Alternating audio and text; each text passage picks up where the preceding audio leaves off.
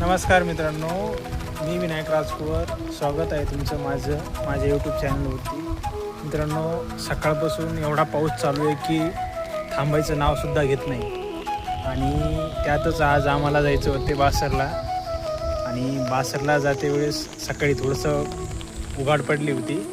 आणि मग आम्ही विचार केला की चला आपण गाडीवरून जावं बासरला परभणीपर्यंत, आणि तिथून रेल्वेने जायचं होतं. पण विषय असा झाला की अर्ध्या वाटेमध्ये शेलूच्या समोर आल्यामुळं आम्हाला एवढा पाऊस सुरू झाला की अक्षरशः थांबावं लागलं एका हॉटेलवर. बघू शकता तुम्ही पाठीमागं